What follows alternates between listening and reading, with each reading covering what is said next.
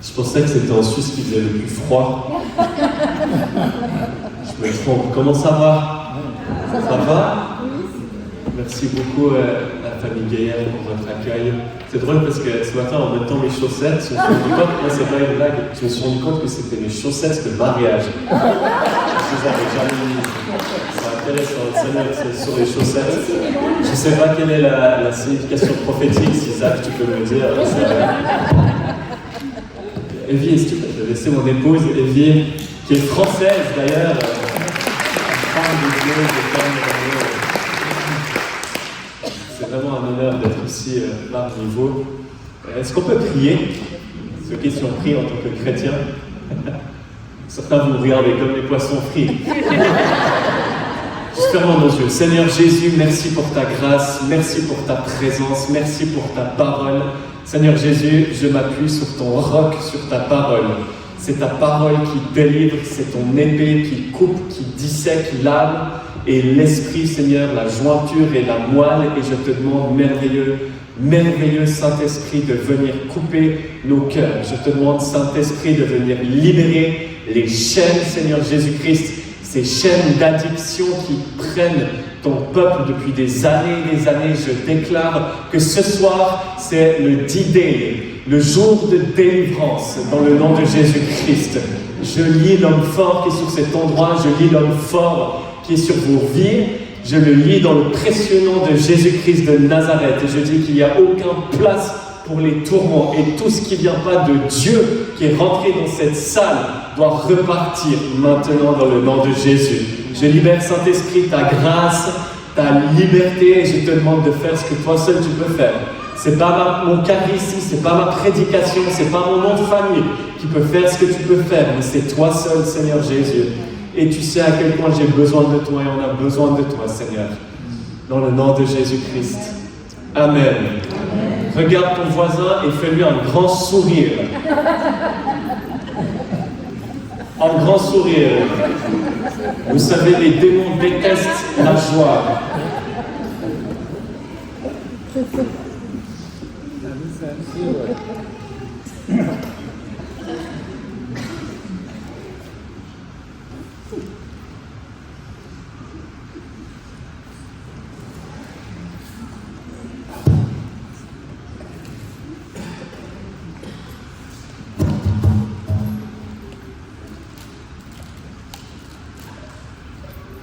Si vous avez vos paroles, votre Bible, on peut ouvrir dans Saint Jean, l'Évangile selon Saint Jean, chapitre 8.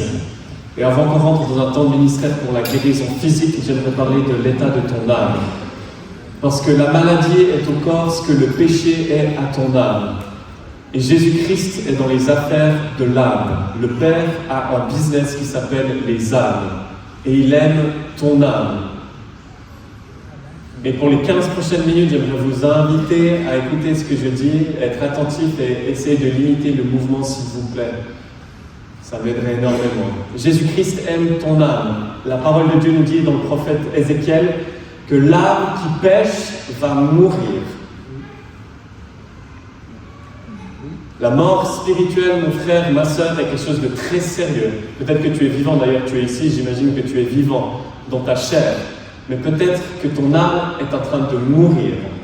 Et si tu termines cette vie sur terre sans avoir demandé pardon à Jésus-Christ, sans avoir été délivré du péché de ton âme, tu vas vivre éternellement séparé de Dieu. C'est ce qu'on appelle l'enfer. L'enfer, mon frère, ma sœur, existe. L'enfer est un endroit qui est bien réel. Jésus-Christ a parlé de l'enfer bien plus qu'il a parlé du ciel. Il y a des prédicateurs qui sont en train de brûler en enfer.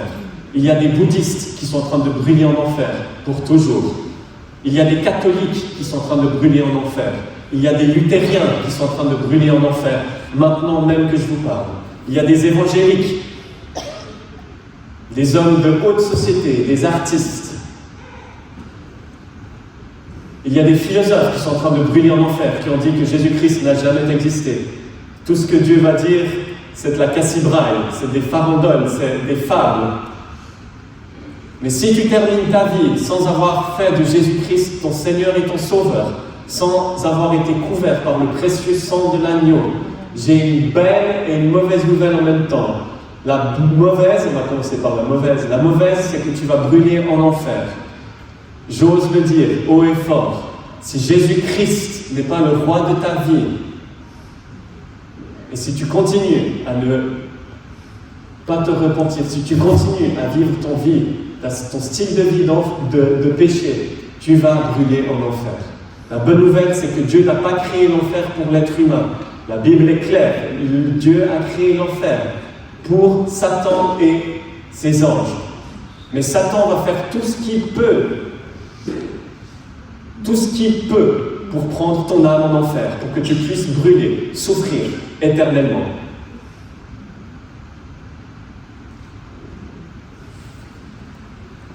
La Bible ne dit pas que Dieu a tant aimé le monde qu'il a donné l'Église, afin que quiconque croit en l'Église soit sauvé. Et j'aime l'Église, je respecte l'Église, je fais partie d'une Église locale, j'aime mon pasteur, j'aime les pasteurs. La Bible ne dit pas que Dieu a tant aimé le monde qu'il a envoyé Jean-Luc Traxel, afin que quiconque croit en Jean-Luc Traxel soit sauvé. Et j'honore mon papa. La Bible ne dit pas que Dieu a tant aimé le monde qu'il a envoyé l'AMG. La Bible ne dit pas que Dieu a tant aimé le monde qu'il a envoyé les eaux du baptême, bien que je croie dans le baptême d'eau. Une seule personne peut t'en sauver, et son nom est Jésus-Christ de Nazareth. Et ce soir, j'aimerais prêcher ce merveilleux Jésus-Christ de Nazareth. Et bien plus qu'une philosophie, bien plus qu'une idée, bien plus qu'une doctrine, bien plus qu'une pensée, qu'un courant de pensée, j'aimerais vous parler d'une personne qui est bel et bien vivante, qui, avant la fondation de la terre, savait que tu allais venir à cet endroit. J'aimerais que tu puisses réfléchir avec moi. Ce soir, nous allons réfléchir. Nous allons écouter ce soir.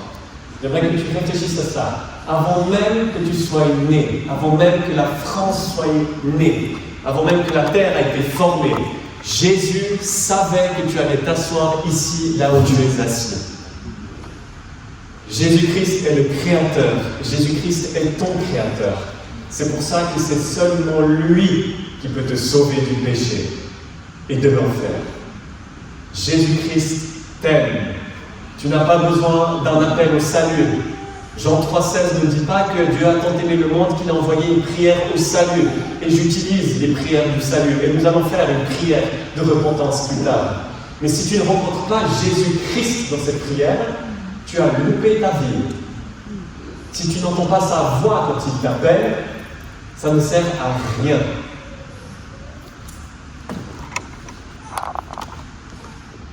Jean 8, au verset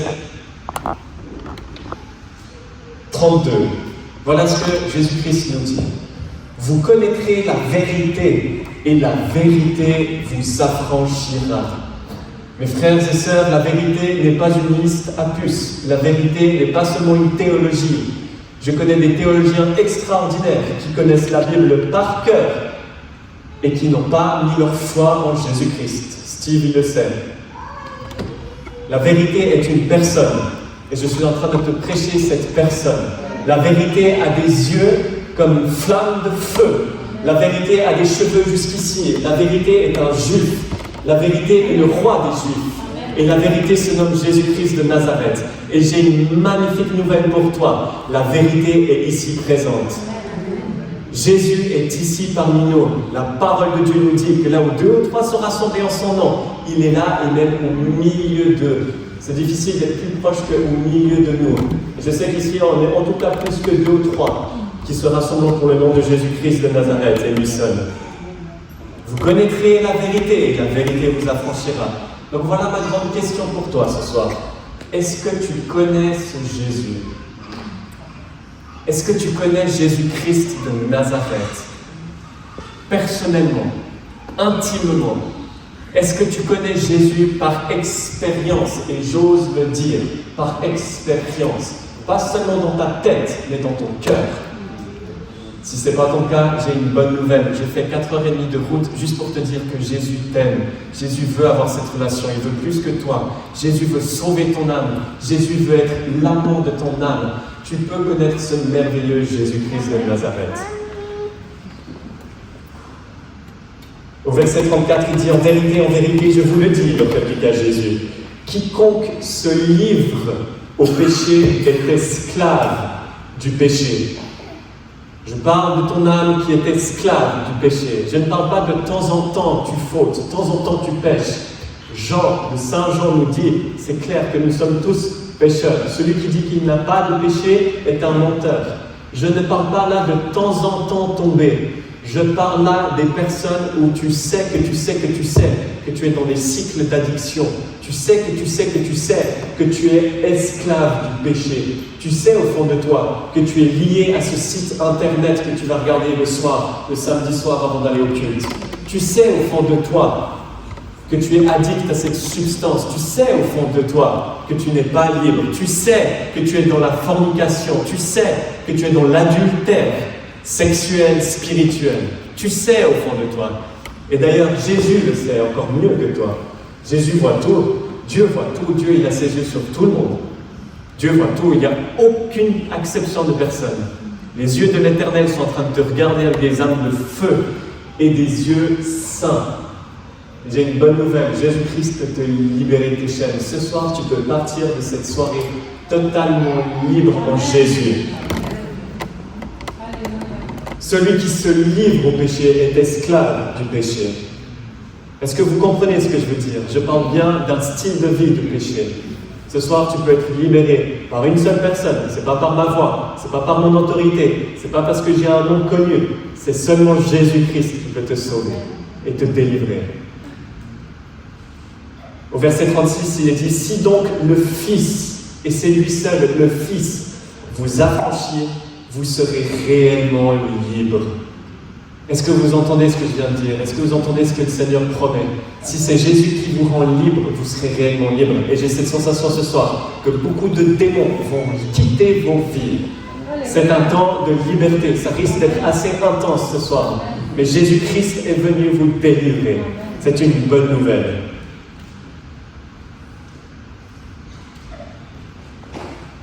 Dans 2 Corinthiens 3, 17, écoutez-moi, vous n'avez pas besoin de tourner si vous avez vos Bibles. Dans 2 Corinthiens 3, 17, certains vous connaissez ce verset par tête, mais pas par cœur.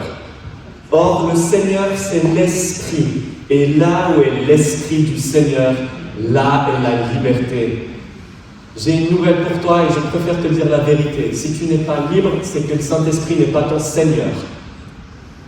S'il y a un manque de liberté dans ta vie, c'est qu'il y a un manque de seigneurie dans ta vie. Et aujourd'hui, le Seigneur est en train de purifier son Église. Aujourd'hui, le Seigneur est en train d'être très sévère dans le meilleur des termes. Le Père, mon frère, ma sœur, le Père Tout-Puissant est sévère. Oui, il est bon. Oui, c'est notre Papa qui est aux cieux. Évidemment qu'il est extraordinaire, mais il est extrêmement saint et extrêmement sévère.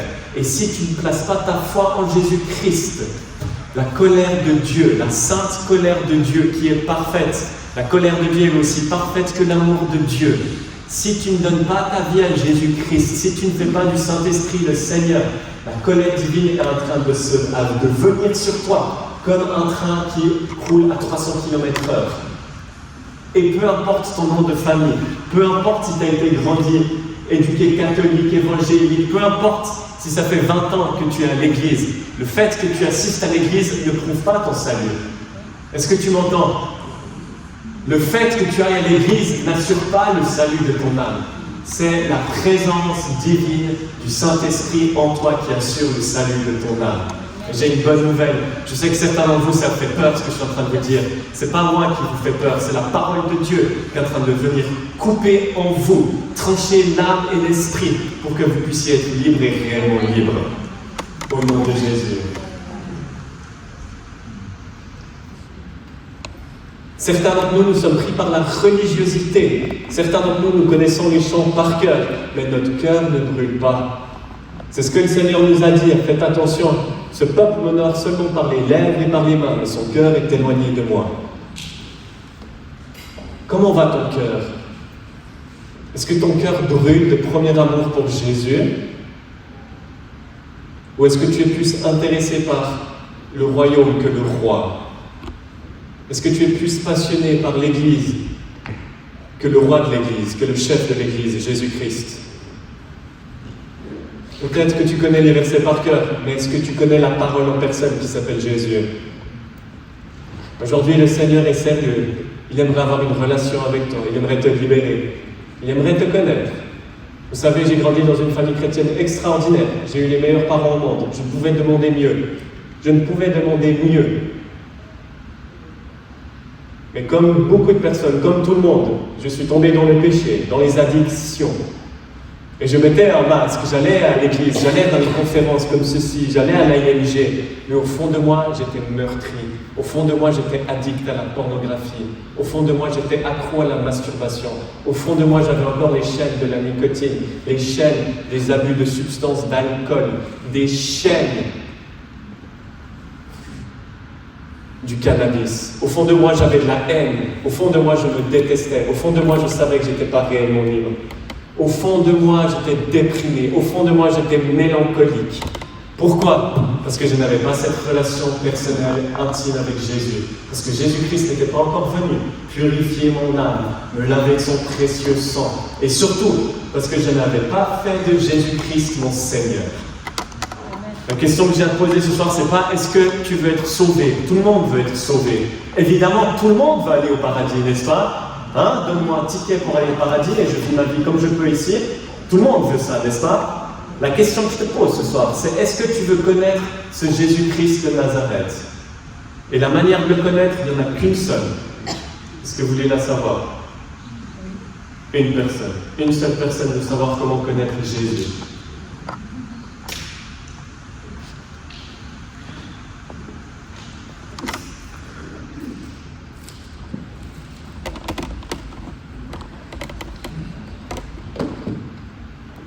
Il vous reste environ 15 minutes pour dire au revoir à vos anciens démons, parce qu'ils vont partir. Amen. Alléluia. Voilà comment vous pourrez connaître le Seigneur Jésus. Voilà ce qu'il dit à ses disciples. Celui qui aime son père ou sa mère plus que moi n'est pas digne de moi, et celui qui aime son fils ou sa fille plus que moi n'est pas digne de moi. Celui qui ne prend pas sa croix et ne me suit pas n'est pas digne de moi. Celui qui conservera sa vie la perdra, et celui qui perdra sa vie à cause de moi la retrouvera. La seule manière, mon frère, ma sœur, de pouvoir recevoir ce Jésus, la seule manière de pouvoir connaître ce Jésus, c'est par la croix. Jésus va t'offrir une croix. Jésus va te demander d'abandonner ton ancienne vie. Jésus va te demander, littéralement, d'arrêter cet ordinateur, d'arrêter cette série. J'ose le dire. Jésus va te demander d'arrêter de fréquenter ces personnes. Jésus-Christ a le droit, parce qu'il est Dieu, il a le droit de dire oui ou non. Quand tu reçois Jésus, tu reçois l'entièreté de Jésus. Tu reçois des parties que tu aimes et des parties que tu n'aimes moins.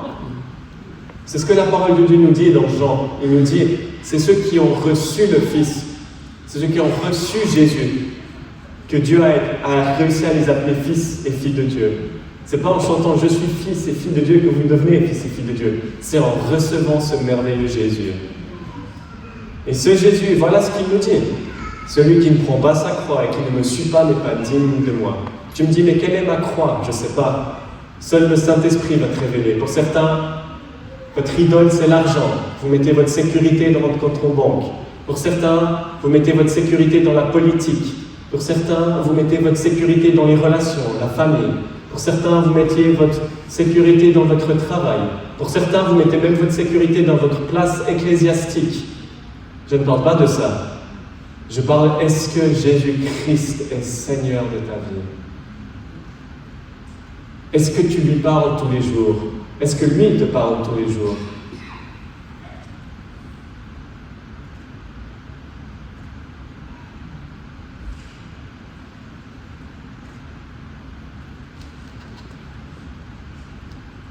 Celui qui aime son père ou sa mère plus que moi. Pour moi, ça c'est la meilleure des nouvelles. C'est que Jésus ne nous demande pas juste de tout abandonner pour tout abandonner.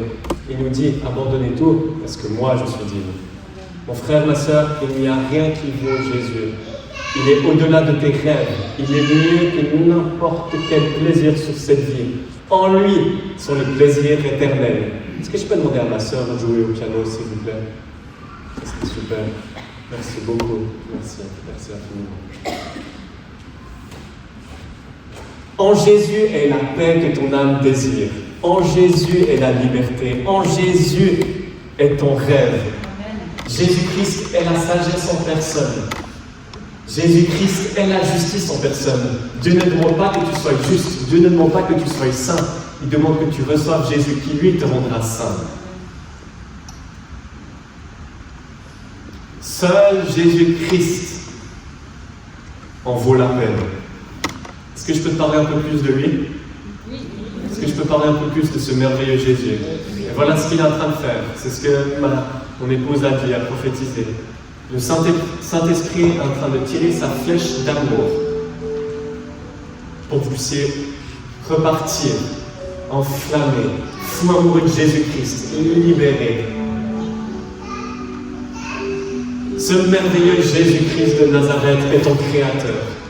Ce Jésus te connaît. Jésus est la vie. La vie est une personne. Jésus. Jésus est la vérité. La vérité est une personne. Son nom est Jésus. Jésus est le chemin, le seul chemin. Il n'y a qu'un seul chemin au Père. Son nom est Jésus. Par ailleurs, tu veux connaître l'amour du Père? Je te pointe à Jésus-Christ. Il est l'amour du Père. Il est le cœur du Père. Est-ce que je peux continuer de te parler de ce merveilleux Sauveur?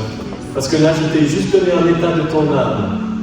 Mais si je ne te donne pas la solution, c'est une mauvaise nouvelle. Or, l'Évangile, c'est une excellente nouvelle. Parce que l'Évangile est une personne, Jésus. Est-ce que tu m'entends?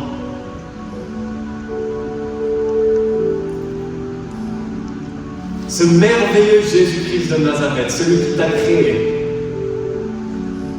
savait que c'était seulement lui qui pouvait te sauver, te délivrer de l'enfer.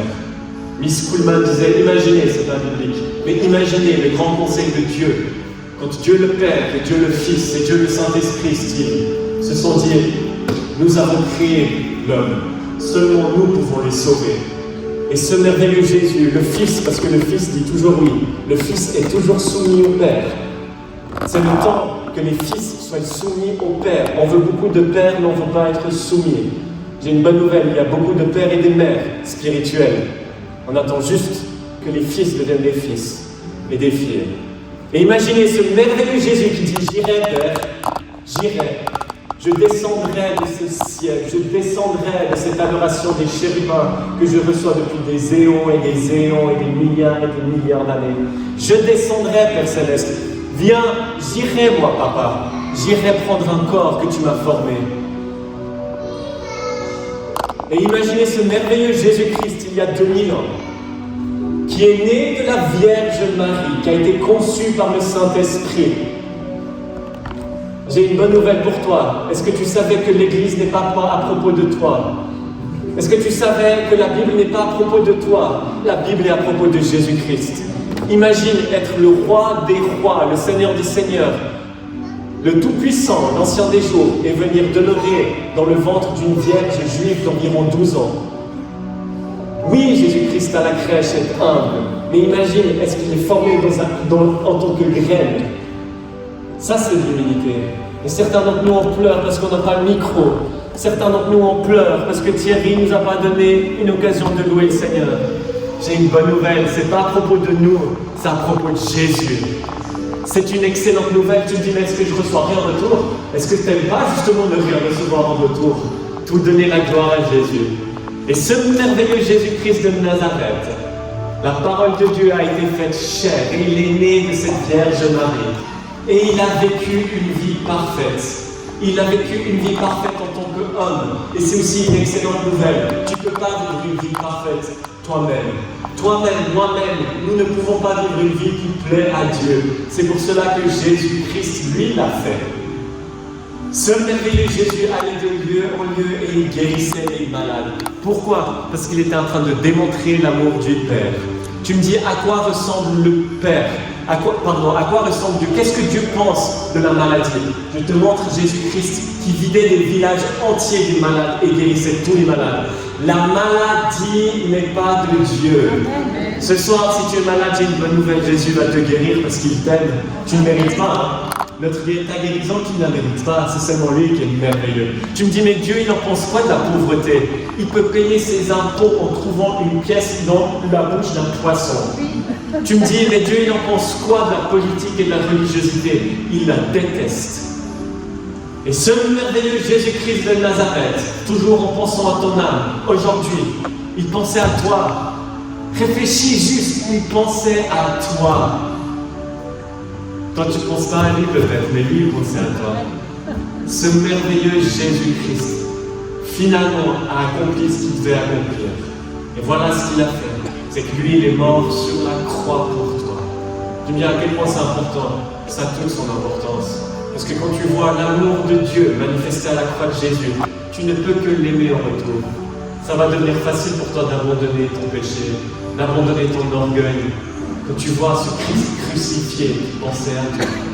Ce merveilleux Jésus-Christ de Nazareth a été crucifié entre deux brigands, deux malfaiteurs qui méritaient la mort. Et aujourd'hui, ce soir, c'est la même chose dans cette salle. Il y a deux types de personnes. Chacun d'entre nous méritons la mort, chacun d'entre nous méritons l'enfer. Chacun, moi le premier. Mais ce soir, il y a deux types de catégories. Soit tu reconnais que ce Jésus est le Sauveur, et que tu es pécheur, et que tu as besoin de lui, et tu le reconnais publiquement. Soit tu dis non, j'ai pas besoin de ce merveilleux Jésus, je vais vivre ma propre vie. Un jour peut-être je ferai l'appel, un jour peut-être je ferai cette prière. Et tu te retrouves comme l'autre brigand qui ne reconnaît pas la seigneurie et la majesté divine de Jésus. Tu me dis là, pourquoi tu me cries, pourquoi ce petit jeune il est aussi radical? Mon frère, ma soeur, demain ne nous est pas promis. L'éternité est juste à côté de nous. Peut-être que tu peux aller là-bas, dehors, et avoir un accident de voiture. Je ne te le souhaite pas. Mais qu'est-ce qui va se passer quand tu fermeras tes yeux et que tu allais souffler ton dernier souffle? Est-ce que Jésus sera ton Seigneur? Est-ce que tu aurais été libéré du péché? Est-ce que tu aurais été lavé par son précieux sang? Est-ce que tu auras vécu une vie sainte et agréable à Dieu pour recevoir une récompense céleste? Si ce n'est pas ton cas, j'ai une bonne nouvelle. Tout peut changer ce soir. Et ce merveilleux Jésus-Christ, il a porté une couronne d'épines pour que toi, ce soir, tu puisses être libéré de la dépression. Tu puisses être libéré de ces esprits impurs. Libéré de ces pensées qui te rendent captif. Libéré et réellement libre de cette mélancolie, de cette dépression. Jésus-Christ a payé le prix fort pour toi. Ce soir, je déclare que certains vont être totalement guéris dans leurs pensées. Amen. Ce merveilleux Jésus-Christ, ses mains ont été clouées au bois. Imagine les mains qui t'ont formé, les mains pures, les mains qui n'ont jamais péché, les mains tendres, les mains d'enfants.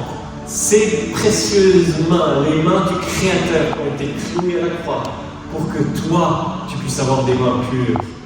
Pour que toi, tu puisses commencer à construire quelque chose qui en vaut la peine. Ce précieux Seigneur, ses pieds ont été cloués. Ces mêmes pieds qui ont marché sur l'eau. Ces mêmes pieds qui ont marché avec Adam dans le jardin d'Éden. Parce que c'est ce que le Seigneur veut faire dans ta vie. Il ne veut pas seulement te libérer, il veut avoir cette relation avec toi. Il veut marcher main dans la main avec toi. Il veut avoir cette communion, cette intimité, cette relation avec toi. Ce précieux Seigneur a eu ses pieds transpercés pour que toi, tu puisses avoir une marche qui est sainte devant Dieu. Écoutez-moi ceci, je crois que c'est important, écoutez-moi bien. Pour que toi, tu puisses avoir une marche qui est agréable à Dieu. N'en as-tu pas marre de marcher, de tomber, te relever, tomber, relever, tomber, juste être sous la malédiction de la loi? Tu essaies de plaire à Dieu sans l'aide de Dieu. C'est la loi. J'ai une bonne nouvelle. Ce soir, tu peux être libéré de la loi et de la religiosité et marcher dans la liberté avec Jésus-Christ de Nazareth. Ce précieux Seigneur Jésus-Christ sur la croix a été transpercé de son côté et de l'eau et du sang en est sorti. Mon frère, ma soeur, Je ne suis pas expert dans les accouchements, mais quand tu accouches, il y a de l'eau et du sang qui en sort. Et ce merveilleux Jésus, alors qu'il a été transpercé sur cette croix, il pensait à toi parce qu'il voulait faire naître une famille spirituelle. Il voulait faire naître son épouse, son église. Et son côté a été transpercé pour que tu puisses avoir accès à son cœur. Mon frère, ma soeur, je sais que tu me regardes comme un ouf. Tu me dis, c'est qui ce petit jeunet malade? Tu sais quoi? Je suis venu pour te dire que le cœur de Jésus est la chose la plus précieuse que tu puisses jamais avoir accès. Le cœur de Jésus, c'est l'habitation la plus céleste. Et tu peux avoir accès au cœur de Jésus. Je sens le Seigneur. Merci. Enfin, merci.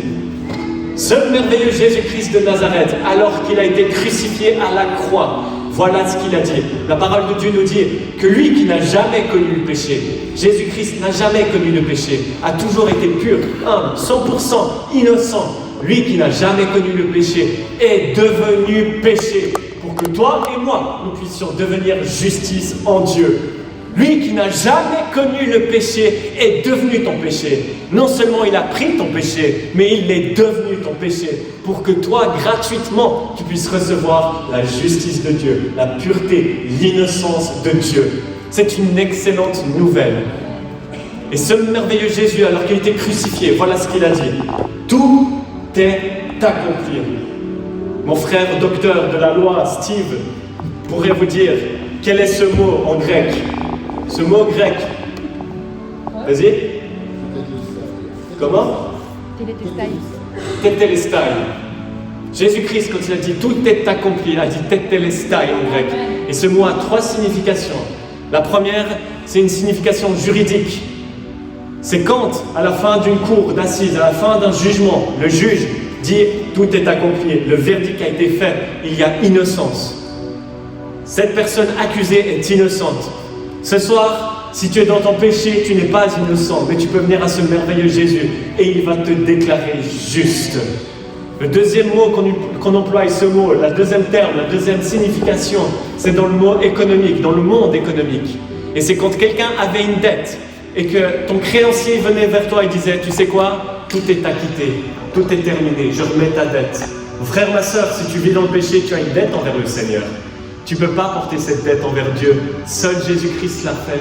Tu peux venir devant le Seigneur, tel que tu es, avec humilité, et dire Jésus, j'ai besoin de toi. Et Jésus va remettre la dette de ton péché. Il va te nettoyer, il va te pardonner, il ne va pas t'en vouloir. Et la troisième signification de ce mot tetelestai, tout est accompli, ça a une signification militaire. C'est quand un soldat venait devant son général et disait Général, les ordres ont été terminés, tout est accompli, la mission a été accomplie. J'ai une bonne nouvelle, la mission pour le salut de ton âme a été accomplie par Jésus-Christ et Jésus-Christ seul. Et ce merveilleux Jésus, la parole ne donne que quelques versets, j'aimerais bien parler avec toi de ce sujet-là. Il ne parle que de 3 versets, ça n'est pas très clair, mais on sait que Jésus-Christ de Nazareth est descendu dans les profondeurs de la terre. Et voilà ce qu'il a fait. Est-ce que vous sentez avec moi cette puissance qui est en train d'agir? C'est la puissance de l'Évangile. Ce n'est ni par force ni par puissance, c'est par le Saint-Esprit. Voilà ce qui s'est passé quand Jésus-Christ est descendu dans les profondeurs de l'enfer.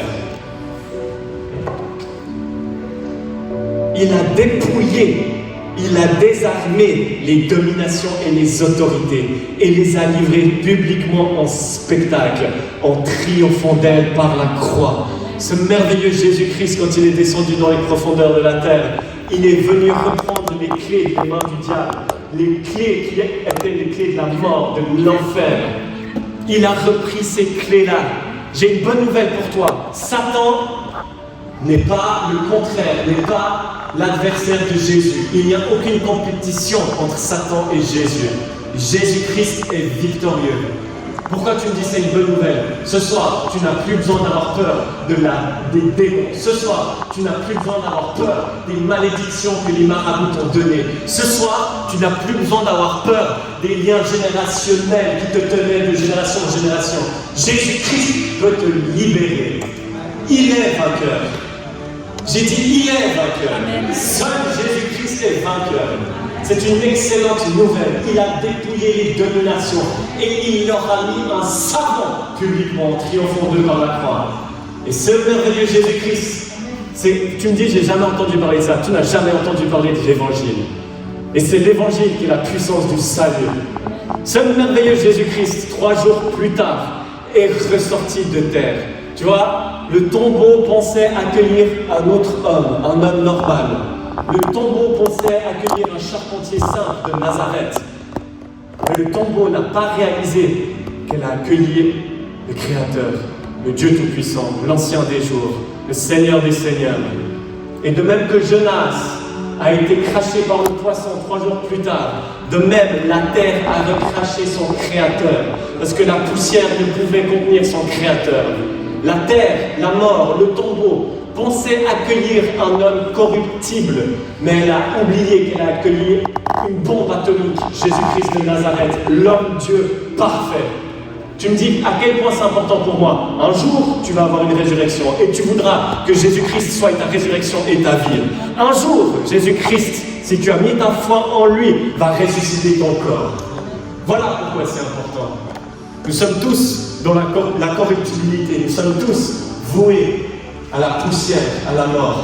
Mais si tu places ta foi en Jésus, si tu décides d'avoir une relation avec le Seigneur, tu peux vivre dans l'immortalité en Christ. Tu peux avoir la vie éternelle et la vie en abondance. Ça commence à me passionner, enfin. Merci Seigneur. Et 3 jours plus tard, Jésus-Christ est ressorti du tombeau, victorieux sur la mort et sur le péché. Alléluia. Alléluia. Et Jésus-Christ est venu avec ses amis, il a fait captif, il a pris des captifs, des prisonniers. Et la parole de Dieu nous dit dans Matthieu 27 que quand Jésus-Christ est ressuscité, il a pris ses amis, ses saints. Et imaginez être dans la sainte ville de Jérusalem et recevoir un tapement dans ta porte et tu vois ton arrière-grand-mère qui priait pour toi et qui dit « Le voilà, il est ressuscité ». Imagine recevoir un tapement de la porte du roi David, de Ésaïe, de Jérémie, de Ézéchiel qui dit « Il est là, le roi de gloire a fait son entrée ». Oh, on l'a vu en partie, on a prophétisé sur lui en partie, mais là, il est là, Jésus-Christ de Nazareth, le Fils de Dieu Tout-Puissant, la parole faite chair et ressuscité des morts.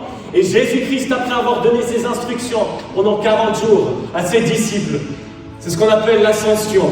Ce merveilleux Jésus, l'homme, Jésus-Christ, qui est resté homme, qui est Dieu et homme, pour que toi, c'est le Fils de Dieu qui s'est fait homme, pour que toi, homme, tu puisses devenir fils de Dieu. Seulement lui peut te le faire pour toi. Et ce Jésus-Christ de Nazareth,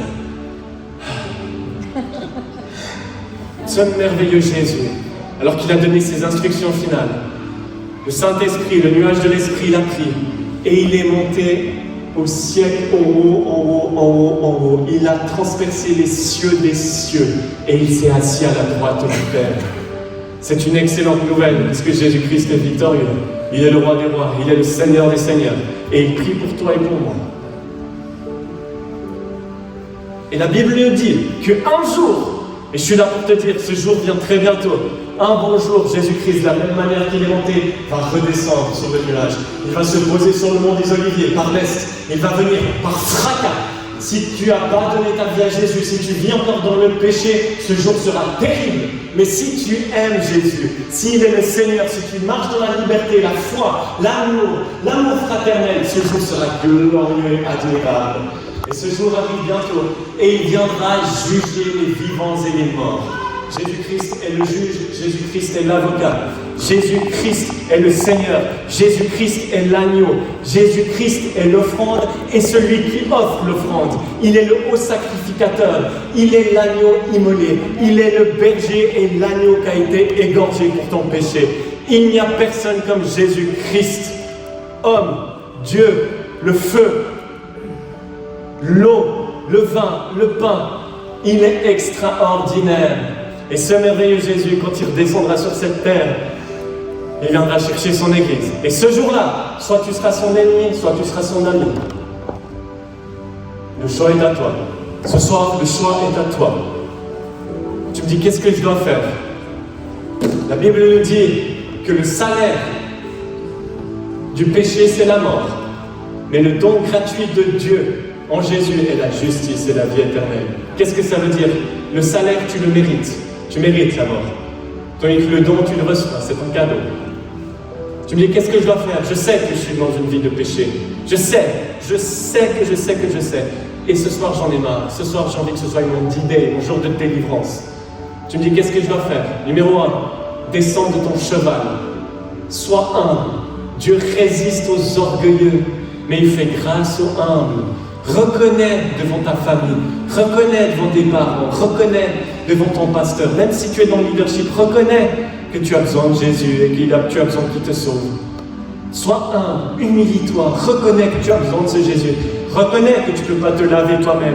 D'ailleurs, n'attends pas d'être pur pour venir à Jésus. Viens tel que tu es. Viens devant cette fontaine qui saigne et qui t'aime. Lui, il va venir te purifier. Viens avec tes péchés, viens avec tes démons, viens avec tes malédictions. Et il viendra te nettoyer. Première des choses, sois humble. Deuxième des choses, tu décides de te repentir ce soir. Il y a un don. La repentance est un don. Et ce qui fait que c'est peur, ça fait peur. Parce que ça veut dire que le don n'est pas tout le temps. Ce soir, il y a un don de repentance. Dieu te donne la capacité, le privilège, l'occasion de te repentir. La repentance, c'est quelque chose d'extraordinaire. C'est rempli de joie. La repentance, c'est quand tu décides de changer ta manière de vivre, de changer ta manière de penser. La repentance, c'est quand tu avoues que tu as péché contre Dieu et Dieu seul, et que tu veux demander qu'il vienne te sauver. Numéro 3, tu viens à Jésus. Tu viens pas devant l'autel. Tu viens pas devant moi. Tu viens pas pour faire une prière. Tu viens à la personne de Christ. C'est lui seul qui peut te sauver. Est-ce qu'on peut se lever, s'il vous plaît? Est-ce que tu es ça va?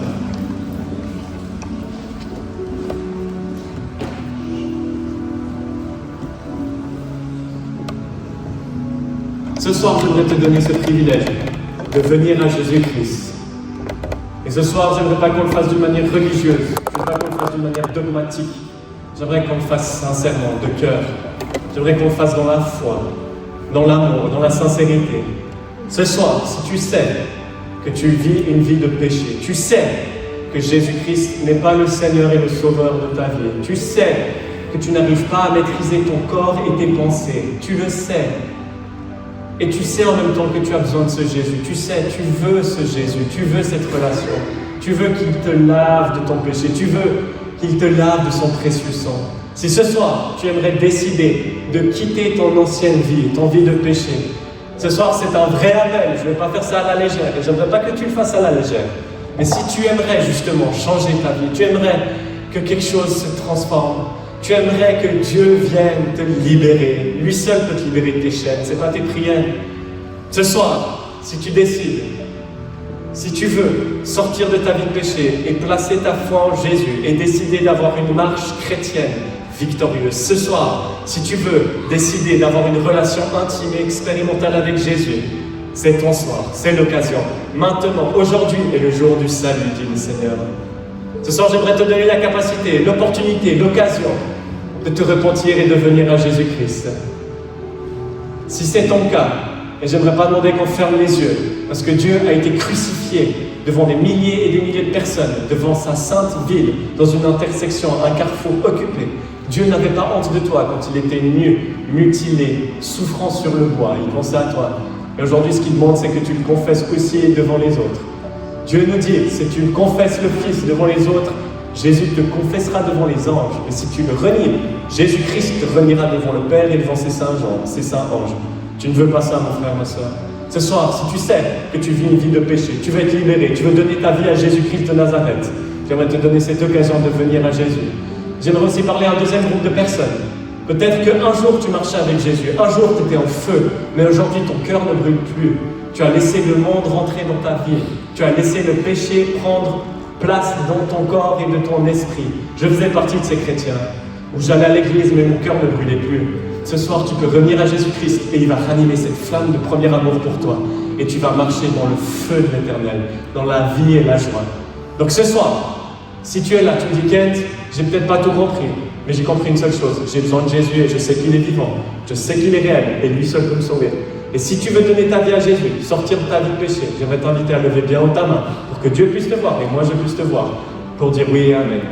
Est-ce qu'il y a quelqu'un? Levez bien haut, ne soyez pas honteux, peu importe votre frère, votre soeur, peu importe.